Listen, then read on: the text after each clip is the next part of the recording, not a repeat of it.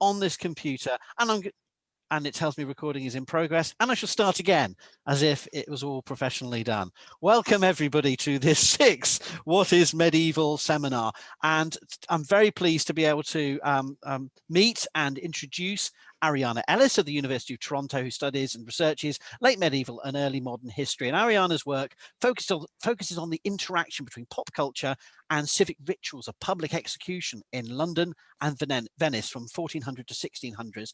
And she employs methodologies of social, sensory, and emotional history, as well as digital humanities.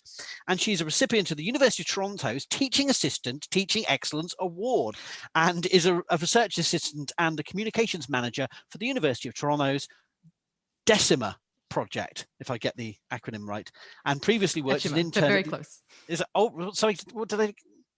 Decima. Decima, and is previously worked as an intern at the University of St Andrews Open Virtual Worlds Group.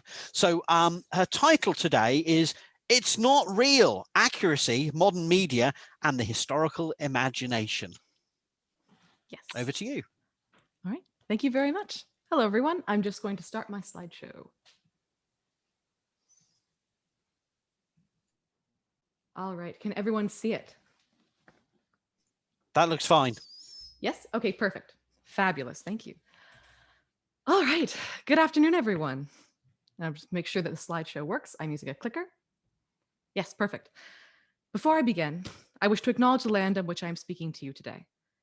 For thousands of years, it has been the traditional land of the Huron-Wendat, the Anishinaabe-Pewaukee, the Haudenosaunee, the Petun, and the Mississaugas of the Credit. Today, this is still the home to many Indigenous people from across Turtle Island, and I'm grateful to have the opportunity to work on this land. Some brief content warnings for today. This talk addresses the alt-right, instances of anti-Black racism, sexism, and anti-Indigenous racism. There's also some mild sexual content, so you have been warned. A number of years ago, when I had just completed my first year of high school, I volunteered with the children's summer camps at the Royal Ontario Museum, the main museum in my hometown of Toronto. As we neared the end of the summer, I was given the task of watching the young campers as they finished an art activity, and I decided to read them Jane Yolen's Merlin and the Dragons, and I'm sure you can guess what the story is about. Over the next half hour, campers slowly joined the listening group in front of me, until just as we reached the climax of the story, I paused and realized that the entire group was sitting there, counselors included. The most incredible part, not one child was speaking, something I hadn't seen in all my weeks with the camp.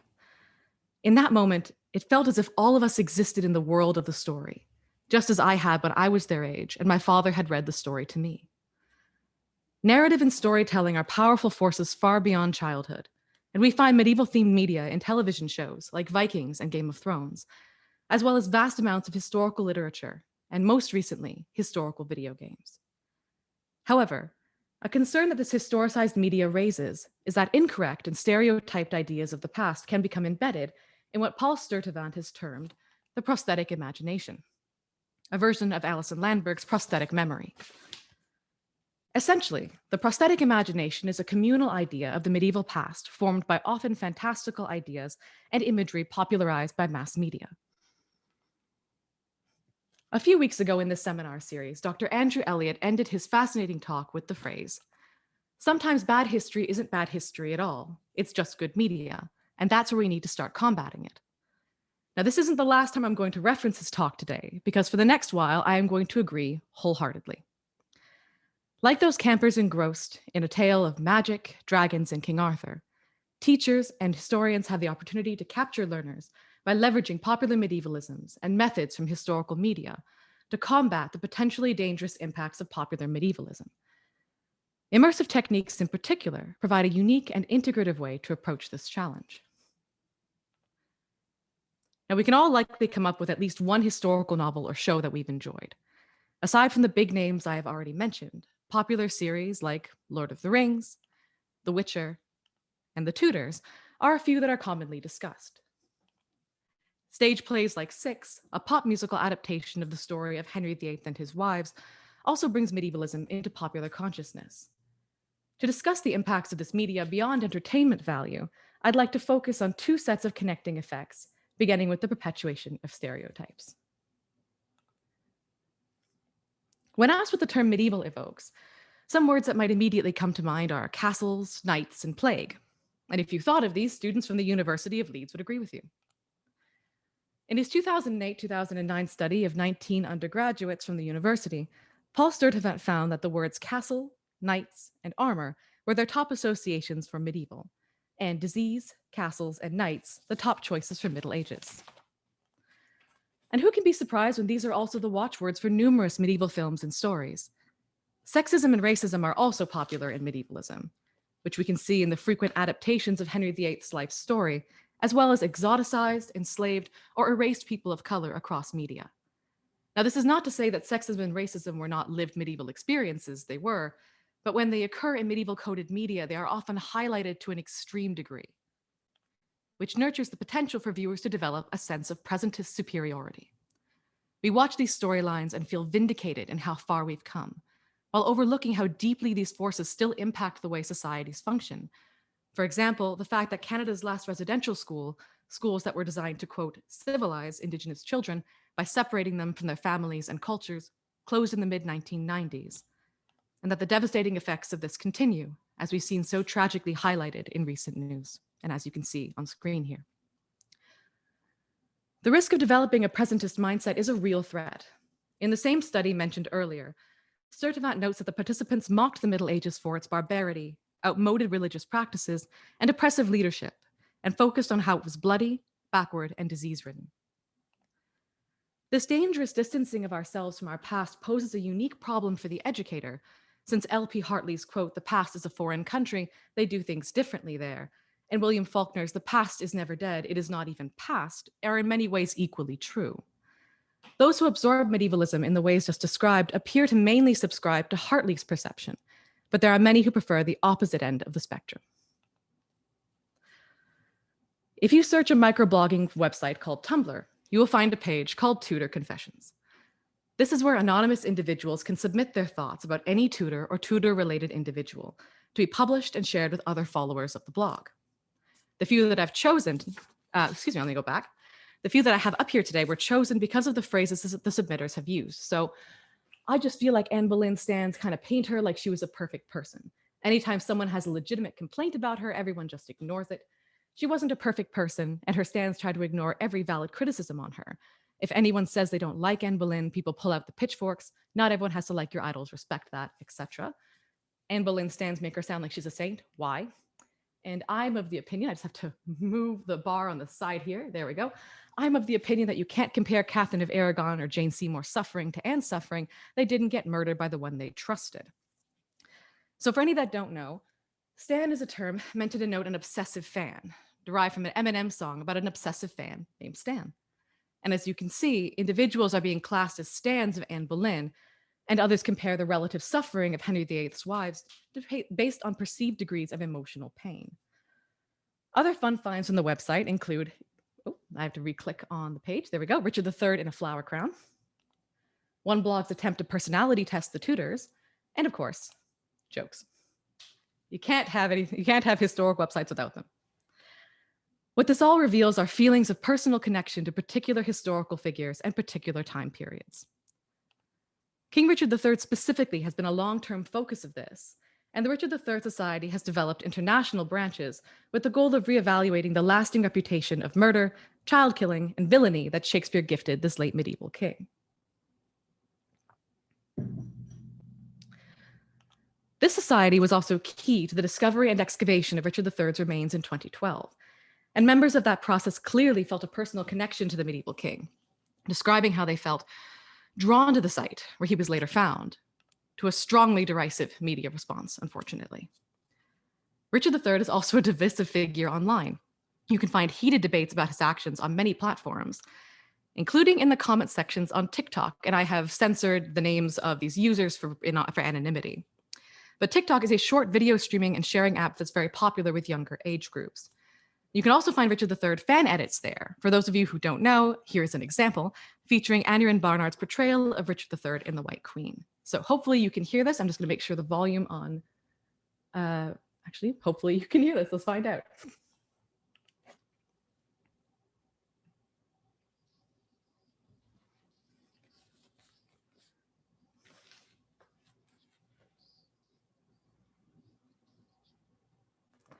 Before I continue, just to check, were you able to hear the sound on that? No, we couldn't hear the sound, Ariana. Okay, so before I continue, I am just going to disconnect. So bear with me for just 1 second. I'm just going to disconnect my headphones and I will be playing the sound out loud, which hopefully will give you at least some. All right, let's do this. Speaker will be here. All right, can you still hear me? Yeah, I can hear you. All right, if I play this, can you hear this? Yep. Perfect. All right. I will then play this video again and we'll go from there.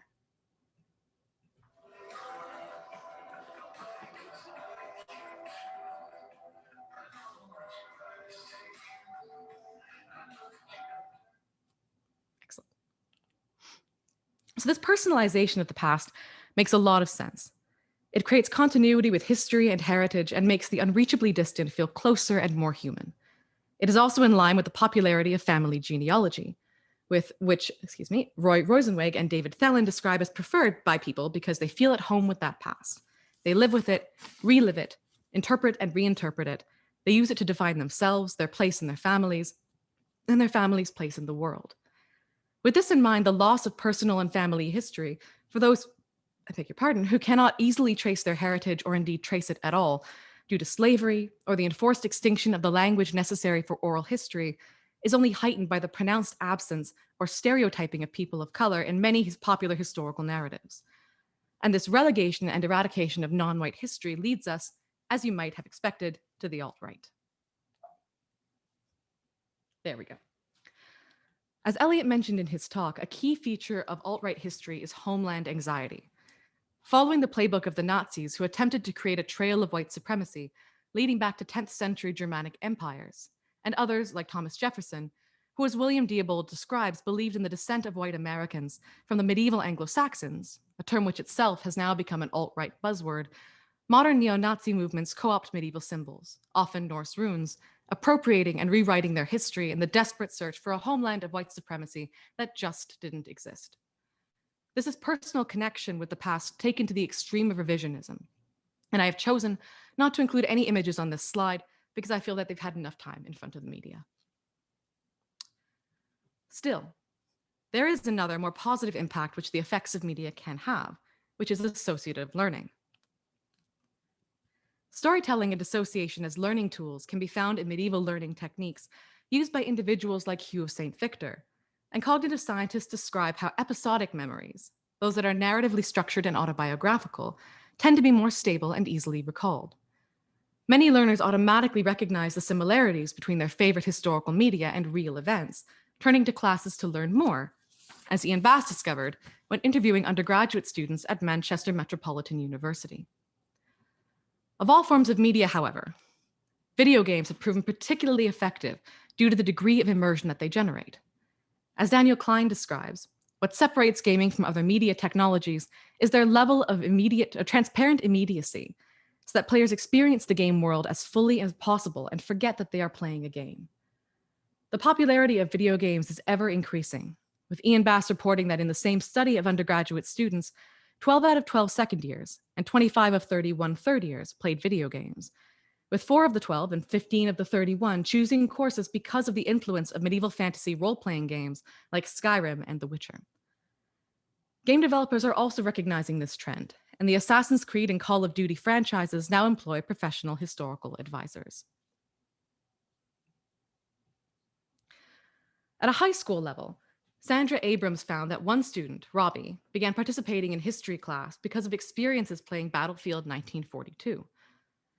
His in-game use of a light flame-throwing tank allowed him to extrapolate that flame-based weapons were effective because they acted as a deterrent. Other games are based on real historical documents, like Astrologaster, a comedy game based on the medical records of Simon Foreman, an unofficial doctor working out of 16th century London. Now, you play as the man himself, treating patients in an attempt to gain reference letters and become officially certified, and I'm sure a number of us can relate to that. However, as scholars have noted, the fundamental history in these games is often fictional or highly adapted, and many continue to perpetuate medieval stereotypes.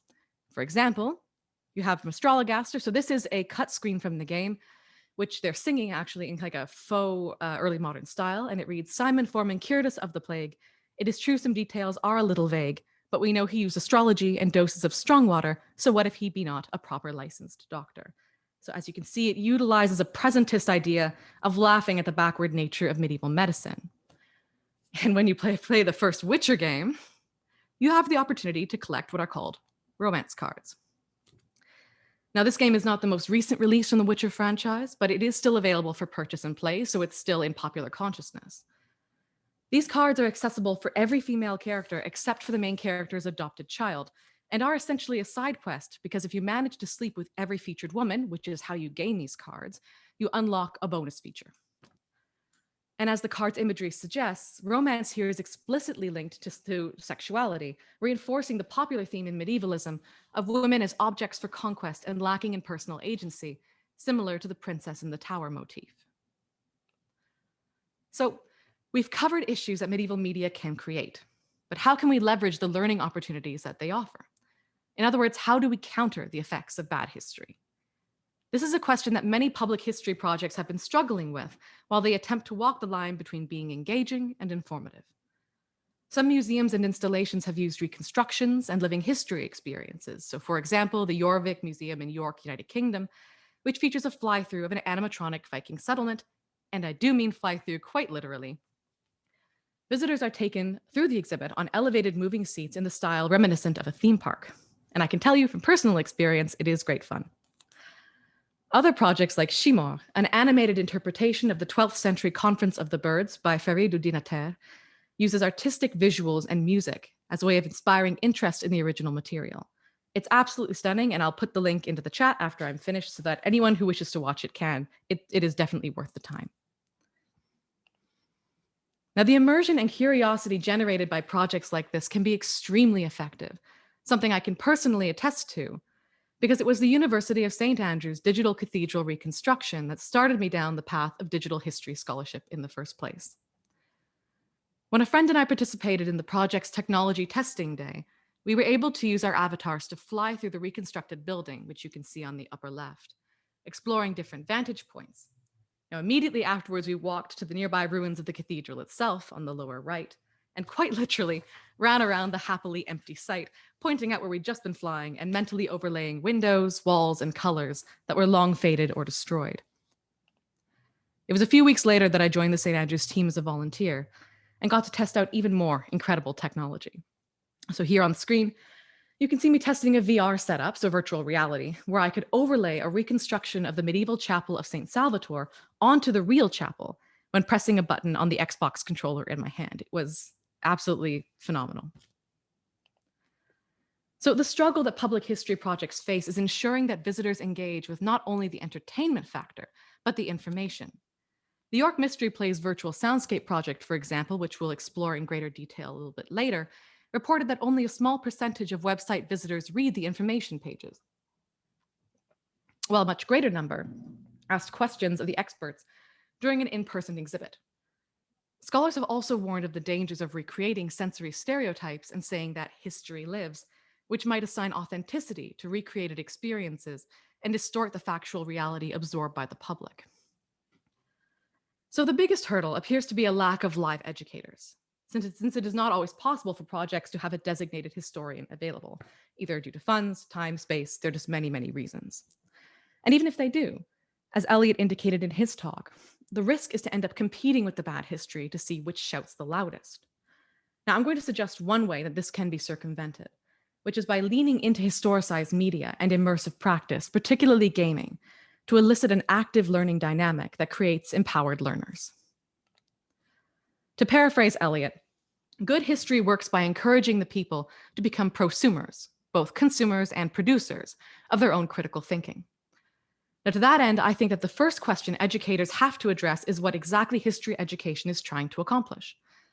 If the hope is to promote critical thinking, as opposed to the absorption and memorization of new and more accurate facts, I think that the key is, as Eliot proposed, in collaboration. Now, in this case, the collaboration between learner and educator. Immersive practice is an excellent way to facilitate this collaboration because it fast tracks the breakdown of learning hierarchies.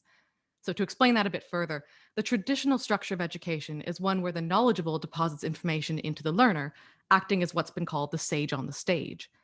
Newer philosophies of pedagogy have suggested shifting to a guide on the side model, where the instructor guides the student to a final learning destination. However, in both of these cases, there is one desired end goal that the student must reach, and the role of the instructor is to get them there. Pedagogical scholarship over the last few decades has addressed how these methods can create difficulties for students from a variety of backgrounds, who can feel asked to put aside their own identities and cultures to take on the ideas and lessons being taught. Scholars and activists like Antonio Gramsci and Bell Hooks have discussed how the asymmetrical power dynamics of the classroom act as a mechanism of social control, asserting a form of universal truth that students must accept in order to pass their classes. Now, this top-down style of education can also enforce a sense of obedience rather than exploration, an entirely one-directional form of communication, not conducive to promoting independent critical thinking. Challenging these methods is the foundation of the teaching style suggested by critical pedagogy, which asks educators to acknowledge and embrace their students' experiences and perspectives, particularly for students from marginalized backgrounds. Now, to do this, to begin breaking down this deeply rooted hierarchy, there needs to be a space created where educators and learners are equal. Now, I just want to clarify momentarily here that when I'm describing a hierarchy breakdown, what I'm not saying is that learners always know as much material or just as much as the educators. So to describe the dynamic I'm looking for, I'd like to use a brief analogy. Imagine, as you see on screen, two people walking down a lane. One of them, the educator, has been there many times before and knows the details of the walk by heart. The other, the learner, is seeing it for the first time. Now, the educator can point out to the learner the most important details of the landscape and the elements they find particularly interesting or important, while still finding new features that they've not noticed before. The learner absorbs this information and also shares their own unique findings and perspectives, which are potentially new to the educator as well. Though the educator is able to provide the important context for the learner to take away as much as possible from the path, they are partners in learning as they each take new ideas away from their walk, and both are able to share in the other's perspectives, ideas, and curiosity. This is a partnership of learning, and the fundamental element of this scenario that makes it work, is the fact that they are both experiencing the path at the same time, and are therefore equals in their own personal impressions and feelings about the experience, and this is where immersion comes in. When educator and learner immerse themselves in the same experience, they are able to approach the problem as people rather than as elements of a learning system. Instead of worrying that saying history comes to life will provide authenticity to individual perceptions of history, I think we should highlight this. There is not one facet of human history that exists without human beings creating, documenting, or interpreting it. Inherently, that brings emotion and bias into the equation, essentially a kind of unceasing storytelling. Every time one of us has a conversation, any conversation at any point in our lives, each party comes away with a narrative of the experience. Whether this narrative is accurate or not depends entirely on that person's individual context, their perspectives, assumptions, and emotional reactions. To attempt to inspire critical thinkers without addressing the human factor seems to me to be missing a crucial element. If instead learners are told that history does come to life because you are here to witness it, you are here to reinterpret it and to understand it through your own unique perspective, we start to shift the focus from absorbing facts to analyzing the system by which information is transformed into narrative.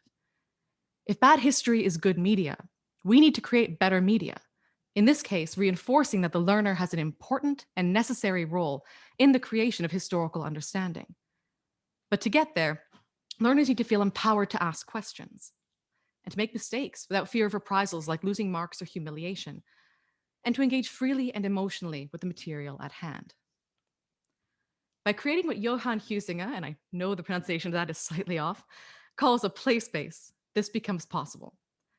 A playspace is that nebulous space that I described right at the start of this talk, the kind of world the campers and I entered into together when reading Merlin and the Dragons, and when it had captured all of us. Though I was the one reading, for a moment we were all equal members of that unique space. Now, play as a concept is very personal and difficult to define, so I'm not going to try. Instead, I will delineate that a play space is one that involves imagination, emotion, and genuine immersion. Also, these spaces can be fun. a factor far too often left out of academic practice. Bell Hooks comments on this in her volume on engaged pedagogy, saying that the idea that learning should be exciting, sometimes even fun, was the subject of critical discussion by educators writing about pedagogical practice in grade schools, and sometimes even high schools, but there seemed to be no interest among either traditional or radical educators in discussing the role of excitement in higher education. Now, that was written in the 1990s, and yet when I was doing my research for this talk, the vast majority of material about play and education that I found was specifically for early childhood educators. And articles published on this topic as recently as 2019 have called for further research on the subject in higher education. The idea that play and fun are frivolous is also felt by gamers and game researchers, as Elliot and Matthew Capel describe in their book Playing with the Past. Far from frivolous, though I also do think that the frivolous-serious dichotomy needs to be examined, but that is a separate talk for another day. Play is an activity that all ages participate in. But as Paul Chance describes, adults need to be given permission to play, because this tells them that they will not be held to the standards and expectations of society, which is just an automatic assumption. This is exactly what educators need. When learners no longer need to be aware of the societal ideas of serious adult behavior, it creates a situation that is low risk, with inherent freedom, room for creativity, and potentially some fun and laughter. Now, from personal experience, I have never seen learning take place as effectively as when my students have been allowed to laugh together early on in the term. Now, of course, not all learners will easily throw off the idea that play is childish and doesn't belong in a classroom space. And anyone who doesn't genuinely participate in the play space won't be able to gain the full benefit. Just like the online commenters who perpetually insist that TV shows and movies are just a story whenever others enter into enthusiastic or heated discussion, these learners don't recognize the educational value of play. And possibly feel uncomfortable taking on a role they view as childish. The solution to that, I suggest, is making the purpose and the context of the exercise explicitly clear and reducing the number of times that play and game are said. So to demonstrate, I'm going to go through a few examples of two immersive forms that can accomplish these goals, drawing from public history projects and from my experience in the classroom.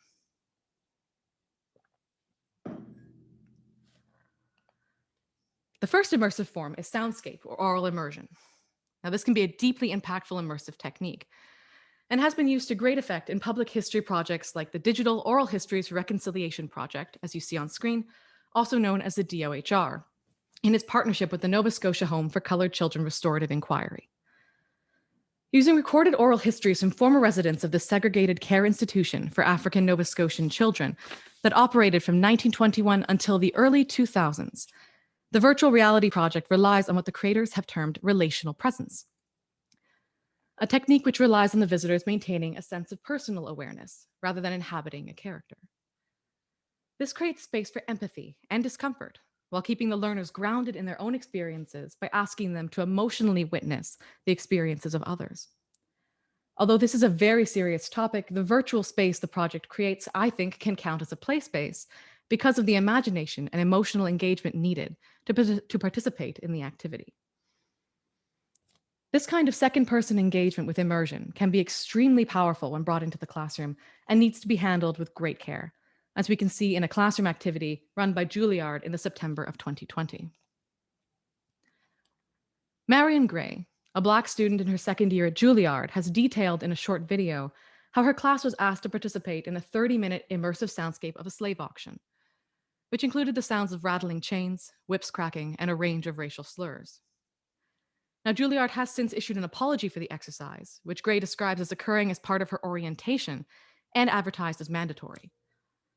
Gray also describes the pain and trauma she and other Black students felt as a result of this experience, providing thorough content warnings and providing room for emotional expression, which includes allowing participants to disengage and leave, has to be factored into the use of soundscape immersion, particularly when the topic covered is serious or traumatic.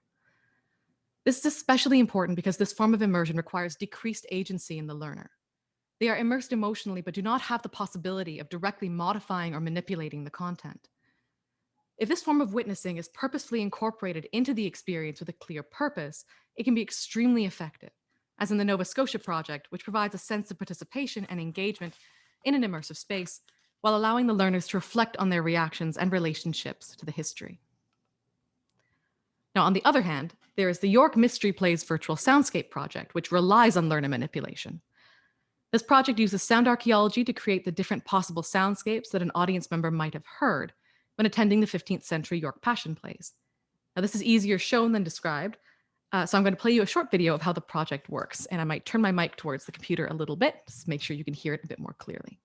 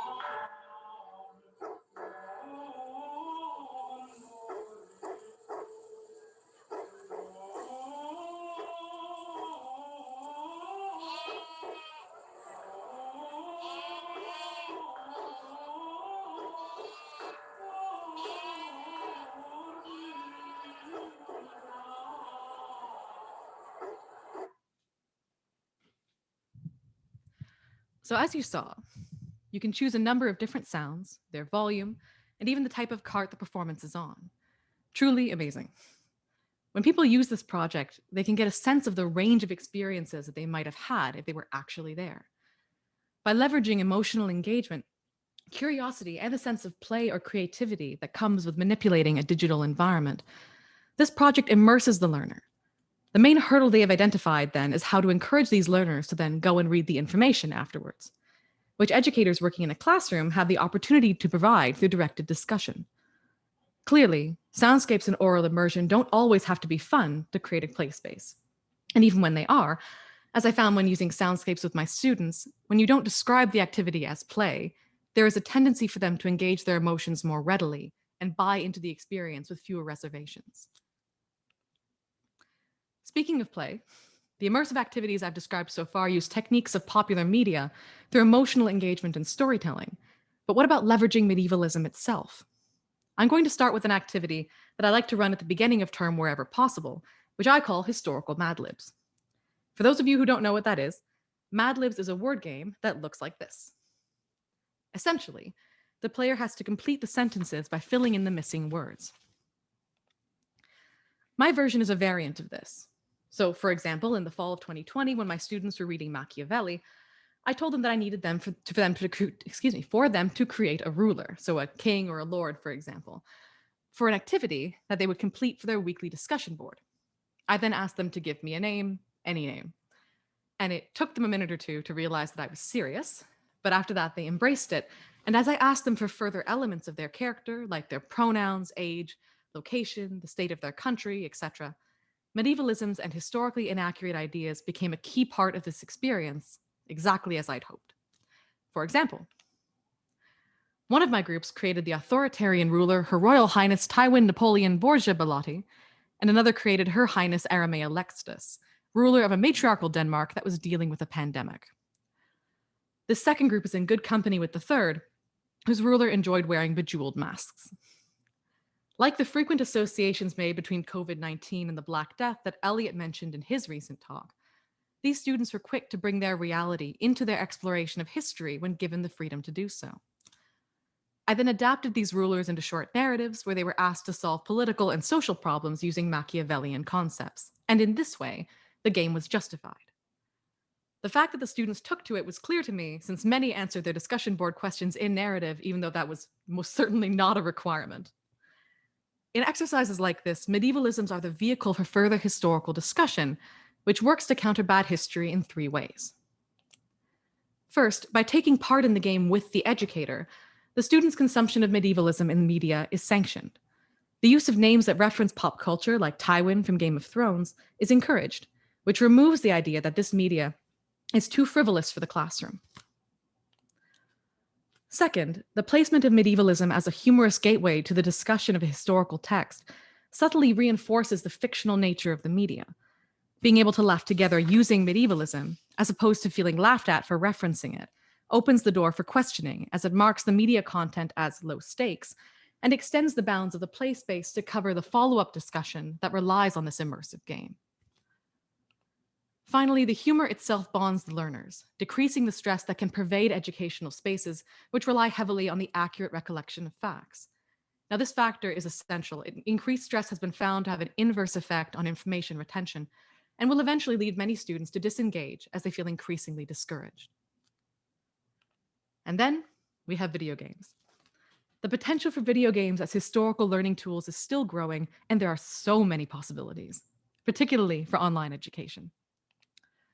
Twitch streamers like Ludo History use this to their advantage. And for those of you who don't know, Twitch is an online streaming service that allows viewers to watch gamers play, participating in conversations with them in real time through a chat function.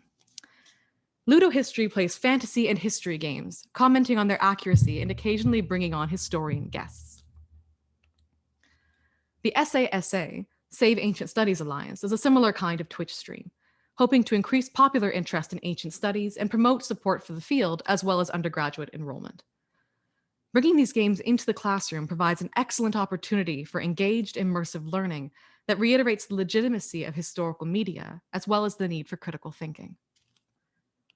Now, 2 connected games that I've brought to my students a few years ago are Reigns and Reigns Her Majesty, which we played as a class. So I had the controls on the computer, they called out their answers, and we played as a group.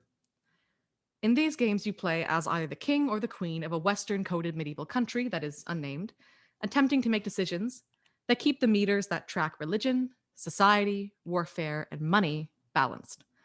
If any of them reaches empty or full, your reign ends, usually through assassination, but there are some other options too. So to give you a sense of what this game is like and the potential avenues for follow-up discussion, I've cut together a short clip of gameplay. Keep an eye out for the differences in how the king and queen are allowed to rule. Move this mic right back to the computer again.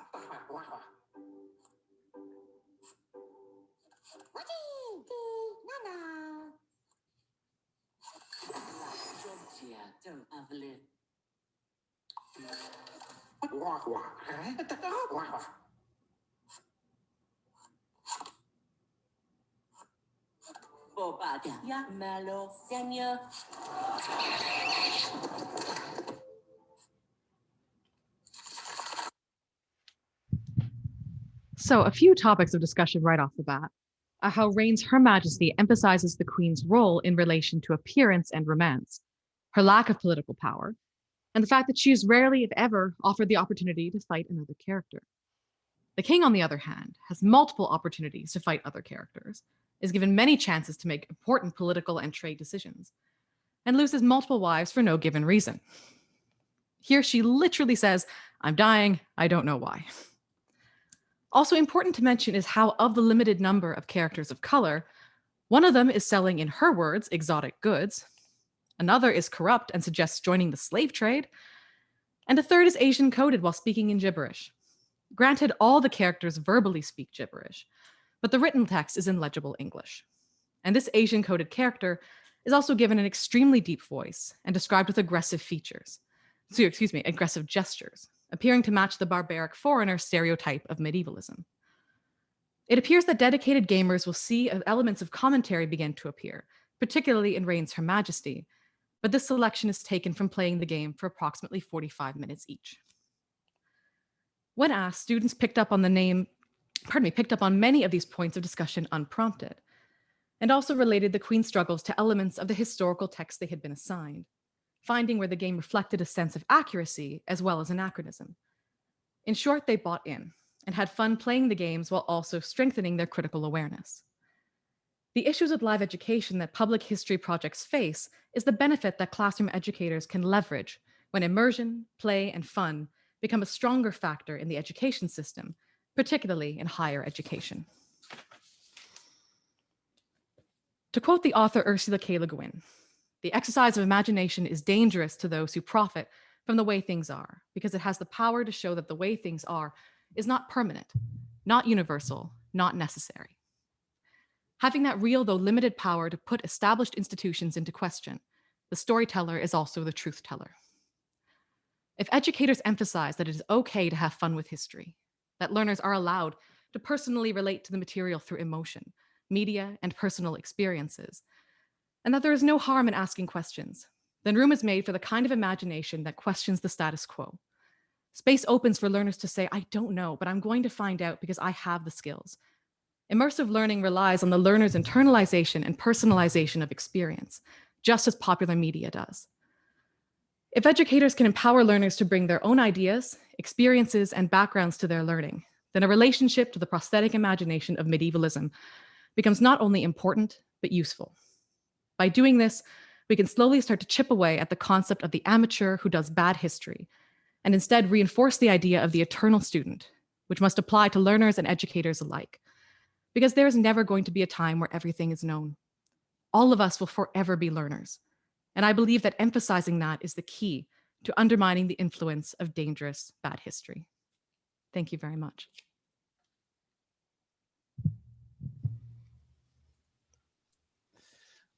Thank you very much, Ariana. That was fabulous, and many stages on the journey there to the conclusion that I think will inspire people to ask us some questions. So please drop your questions into the chat. Claire has joined us, and hopefully we can get the responses obviously beyond. Thank you very much. This is a timely and inspiring topic, and I think both the gaming, the critique of the various different genres of fiction, I think, are absolutely pertinent. We need to have these conversations.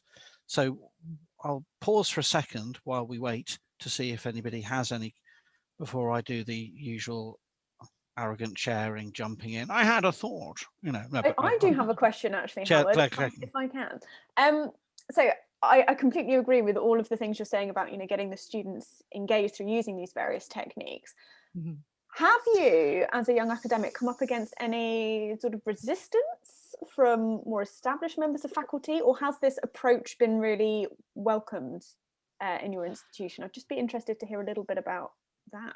Yeah, for sure. I mean, the teaching that I've done so far, I've been a teaching assistant. So I'm not, let's say, running my own full course at the moment. So as a teaching assistant, I have, depending on who I'm working with, sometimes there's less oversight. Mm-hmm. But the instructor that I worked with that had more oversight, that helped us to plan, she said, "Oh, I'd like you to do this in these tutorials." She was extremely supportive. And she also worked a lot on digital humanities. And this is Alexandra Baltinianu at the University of Toronto, who is absolutely brilliant academic. And Yes, so she was extremely supportive and wanted me to be as creative as possible. And it was lovely to see that encouraged in the classroom environment, because I've heard stories from other people who have come up against some resistance. So I feel I've been lucky so far that the people that I've worked with have been very, very supportive. And have you seen other sort of teaching assistants and lecturers use these techniques building on the success that you've had?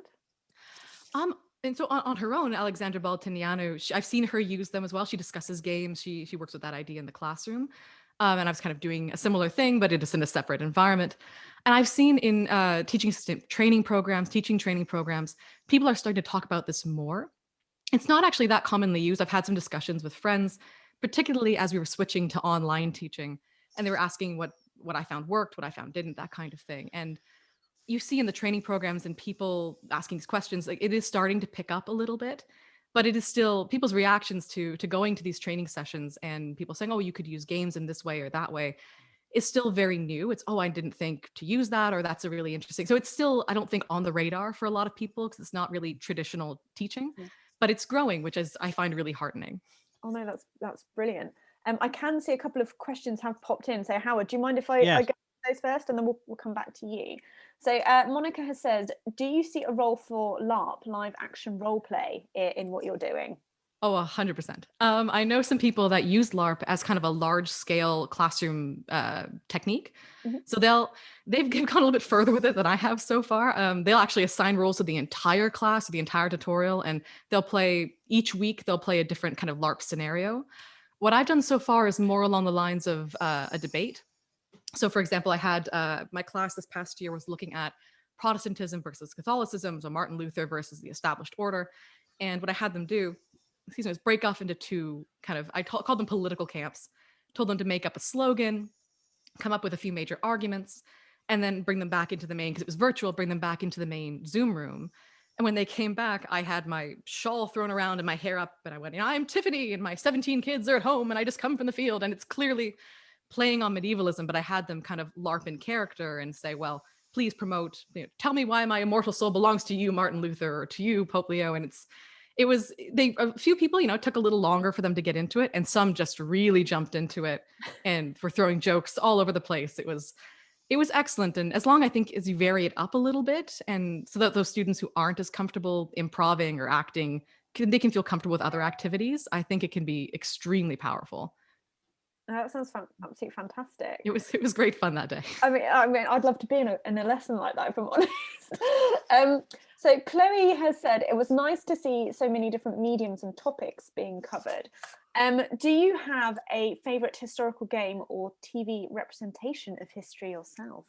My mind is just racing through so many different things that I love. I'll do one of each then. Historical game. Actually, I do have to say Astrologaster, because part of it is that when I play games, I think I start analyzing it for teaching possibilities as well now. And when I was playing Astrologaster, it does play on that kind of presentist mindset a little bit, but it's also self-aware.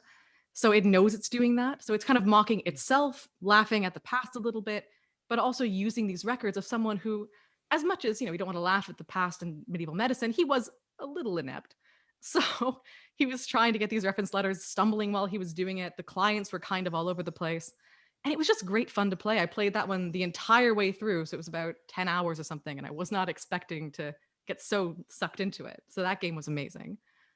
In terms of TV representation of history, I think that's a hard one to pick. I think one of my favorites is the Hollow Crown series. It's Shakespearean, but they do, I think, a good job of, the acting is excellent, but they also do a good job of making the medieval streets, they're not just covered in filth, but they're also not super clean.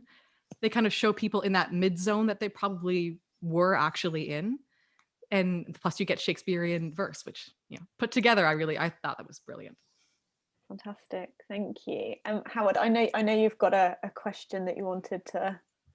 I had a couple, but one thing I'm really interested in following up on, if I may, Ariana, is the issue of the question by Chloe. Really, I had sort of the flip side of it, I suppose, is one way of framing it. Is there's things that you love about these games, but are there particular genres or games where you feel, as with your example of Juilliard, this is just going to backfire or could backfire? What are there examples where you feel it's just going to be too messy or too problematic to take students into that space? Oh, I see, like for the classroom setting. Yeah, or in terms of, you know, some things that are maybe so bad or so good as drama that you just, where do you start? You know, I don't know. I'll leave you open to answer in whatever fashion. Oh, fair enough. I would probably need to do a slightly larger scan of all the games to answer that in a general sense. For the classroom, I'm trying to think of, because I've going through a few of them. I have brought in Astrologaster as well. I've brought in Reigns. Crusader Kings I have avoided at the moment, partly just because of the name itself, which can raise some questions, which the questions that it would raise would be amazing, but it could lead to a very, very heated class environment unless managed very specifically. So unless the week is about the Crusades or is about some of the issues involved in it, I would steer clear of that one. A lot of the other ones too, like Warband, they all have their benefits. They all have their, you know, their positive features, but quite a number of them, they're very war-centric. A lot of them are very sandbox. So for one thing, I don't bring them in. Sandbox is, for anyone who doesn't know, is a game where you can kind of world build and there isn't a storyline that guides you through the whole thing. Right. Not necessarily, anyway. There might be small ones, but there isn't one main one you have to follow. Those I tend to avoid just because of structure, because it's harder to lead the class through them in a kind of directed way. But I'm trying to think if there are any others. I mean, The Witcher I have also avoided. Partly because of the romance cards and things like that, because, you know, the range of students, how they're engaging with that, it could, you know, there's a potential to offend somebody there, and I'd rather bring that in a very limited way. And also just the way that women are treated in some of those games can also, I think, they could potentially be very triggering for some people in the class. So trying to keep an eye on all the different... That was the kind of thing. Yeah. Yeah, I was wondering about. Yeah, so yeah, anything that has a strong trigger like that, so Crusader Kings or The Witcher, I tend to kind of steer clear of at the moment until I can, unless there's a week where it has a specific reason that it needs to be there. But yeah, thank you. I really enjoyed that question. There's some more questions in the chat. Do you want to ask them, Claire, or shall I? Yeah, no, it's what I've got. So Katrina has asked, this is a good one. Have you actually thought of developing a game of your own, or is that something you're already working on? So I actually do have a game of my own that I use in the classroom. So the definition of game is always interesting, because to me, this is a game. To others, it may not be. It's a text-based game. So there are no visuals. It's just text. It's one of those, if you've ever read those choose your own ending books, it's kind of like an online version of that. So you click through and then you read a bit of text and then you pick an option and you go forward to the next choice. And this one I've always used I'd like to use at the beginning of term. And it's about the plague, specifically the Black Plague. So you wake up as a cloth merchant in Florence, and you have to decide then what you do with your day. The object being try to survive as long as possible. So do you leave the house? Do you deliver the commissions you have? Do you see friends? What do you do? And there's, I think, one option where you don't get sick, but then you have to choose whether or not you go out to get food, and there's always more choices. But eventually, you know, you have to flip a coin to decide whether or not you live or die. You have to decide to call the doctor or the priest, that kind of thing. So that's the main one I tend to use. I have 3 intersecting games that could be used to teach a class on plague in its entirety, like through the games, basically, with a little bit of instructors jumping in to give some context. But I haven't had a chance to teach the whole thing yet, so I just use that one game, which I really enjoy getting a chance to see the students work with. And there's some humor in there, so sometimes they laugh at some of the choices, and it's nice to see them interacting with it and how they use it. That sounds amazing. And Ellis has said, what did you find the most difficult thing about teaching in this very immersive, interactive way? Oh, I love that question. I think the most difficult thing is making sure that you're engaging as broad a range of the students as possible, because some of them aren't going to be comfortable with acting. Some are not going to be comfortable speaking up at all. And some of them really, really get into it. So they can sometimes kind of overtake the rest. So it's finding that balance. And that's why I like the game particularly, because even the quiet students can be part of the group picking choices.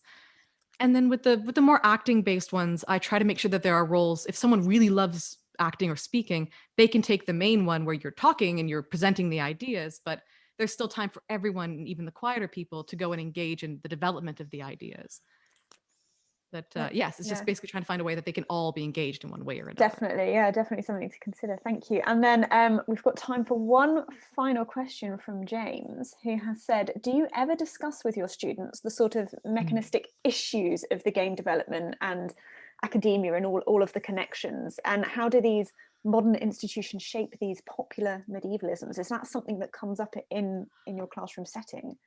I try to when I can. Unfortunately, because I'm a TA at the moment, as opposed, or so far I've been a TA, I have to kind of go with what the instructor has decided is the content for the tutorial. So whenever I can, whenever I've brought in a game, I do have a small discussion with them about the context of the game. And we'll talk, like, for example, when Reigns was brought in, I said, okay, so how is the game portraying this? I would then always follow up with, well, why is the game portraying it that way? To just make them think for a second about, you know, the kind of broader idea of medievalism. So I do bring it in whenever I can. There's not always an opportunity, unfortunately, but whenever there is, I try to kind of sneak it in and be like, meta awareness. Fantastic. I mean, that sounds great. Thank you. And thank you everyone for all your really insightful questions. Howard, did you have a final question before we wrap up? I leave it there, but I have lots of, my brain is buzzing. It's fantastic. I know, it's fantastic. And obviously, like, you know, planning for the new teaching term now, I have so many ideas. So I'm sure, yes, and also I should say that Ariana is writing a chapter for the new Breppel's volume, which will discuss some of these themes in more detail. So do keep an eye out for that. So, I mean, it just leaves us to say, really, thank you so much, Ariana, for a fascinating paper. The recording of this will be on our YouTube channel shortly. And I also need to say a massive, massive thank you to Howard for stepping in. Thank you so much.